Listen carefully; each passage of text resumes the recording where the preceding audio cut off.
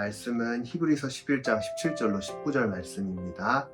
아브라함은 시험을 받을 때에 믿음으로 이삭을 드렸으니 그는 약속들을 받은 자로되 그 외아들을 드렸느니라. 그에게 이미 말씀하시기를 내 자손이라 칭할 자는 이삭으로 말미암음이라 하셨으니 그가 하나님이 능히 이삭을 죽은 자 가운데서 다시 살리실 줄로 생각한지라.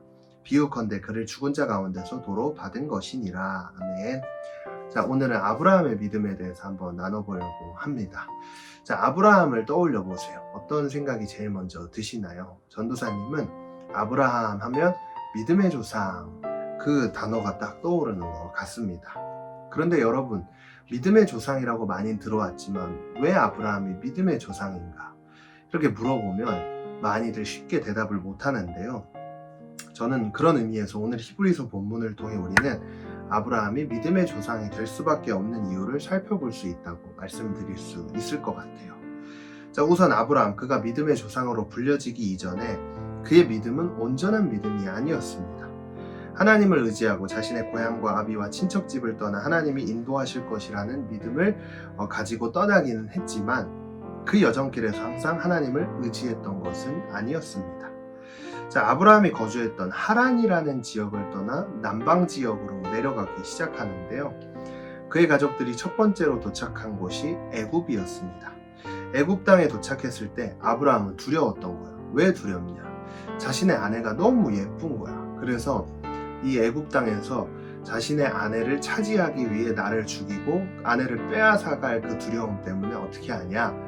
이 사람은 내 부인이 아니고 나의 누나다 라고 이야기를 합니다. 분명 아브라함은 하나님의 약속을 붙들고 길을 나섰어요. 그런데 어려움의 순간이 찾아올 때마다 그 믿음은 어디로 갔는지 타협하고 있는 모습들을 살펴볼 수가 있게 되죠. 그리고 그뿐 아니라 하나님은 아브라함에게 계속해서 아들을 낳게 될 거다 이야기하지만 결국 어떻게 됩니까? 아브라함과 사라가 너무 급했던 것 같아요. 그래서 그 둘이 짜가지고 사레의 몸종이었던 하갈을 취해서 결국 이스마엘이라는 아들을 낳게 되죠. 자, 당시에 아브라함이 모든 것을 다 버리고 떠났다고 이야기하고 있지 않습니까? 근데 이제 고대 근동지방의 역사를 살펴보면 부족 간의 싸움이 많았기 때문에 자신의 고향에서 떠난다는 것은요, 결국에 죽으러 간다라는 것이에요. 그래서 아브라함이 모든 것을 다 포기하고 그 길을 떠났다는 것은 하나님을 의지하고 하나님을 확실히 믿었다는 것으로 해석해 볼 수 있지만 믿음의 여정길에서 생명과 삶을 위협하는 위험이 또 여러 문제들이 찾아올 때는 아브라함은 타협하고 있는 모습을 성경을 통해 찾아보면서 그의 전체 삶을 두고는 믿음의 조상이다 라고 이야기하기가 조금은 어려울 것 같다라고 생각해 볼 수 있죠. 그런데 그가 결정적으로 하나님 앞에서 인정받고 믿음의 조상이라고 불리울 수 있었던 까닭은요, 바로 창세기 22장에서 하나님께서 약속하신 그 아들 이삭을 번제로 드리고자 했던 그 장면을 통해서였는데요. 오늘 본문에서 특별히 그 믿음에 관해 더욱더 상세하게 기록하고 있는 것을 통해 우리는 우리가 가져야 할 믿음의 모습을 발견할 수 있게 됩니다. 자, 먼저 오늘 본문 19절을 보면 그가 하나님이 능히 이삭을 죽은 자 가운데서 다시 살리실 줄로 생각했다. 자, 이렇게 한 부분을 통해 우리는 우리가 가져야 할 믿음의 모습을 발견할 수 있게 되는데요. 이삭을 번제단에 올려두고 100세에 낳은 아이를 죽여야만 하는 매우 처절한 상황 속에서도 그를 죽임에도 불구하고 하나님께서는 반드시 이 아이를 살리실 거다라는 믿음이 그를 믿음의 조상으로 만들었다라고 저는 말씀드리고 싶습니다.